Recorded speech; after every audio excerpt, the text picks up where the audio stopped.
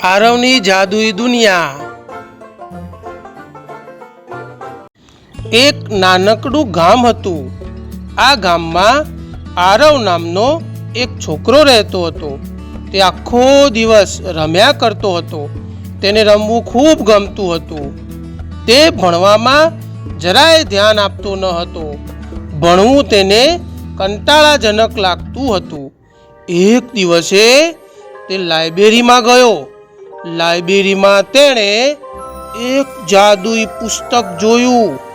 આરવે જ્યારે આ પુસ્તક ખોલ્યું ત્યારે પુસ્તક બોલી ઉઠ્યું, જે ભણે છે તે જ આગળ વધે છે। આ જાદુઈ પુસ્તક આરવને એવી દુનિયામાં લઈ ગયું કે જ્યાં લોકો ભણીને વૈજ્ઞાનિકો, સારા એવા ડોક્ટરો અને ઉત્તમ શિક્ષકો બની ચૂક્યા હતા।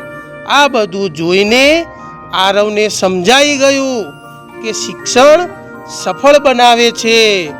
બીજા દિવસથી આરવ ભણવામાં ધ્યાન આપવા લાગ્યો।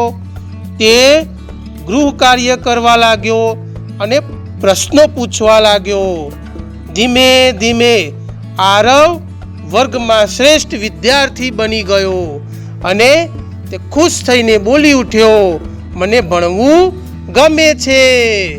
તો બાળકો, આ વાર્તા પરથી આપણે શું શીખ્યા? શિક્ષણ જીવનને ઉજ્જવળ બનાવે છે અને સપનાઓ પૂરા કરે છે।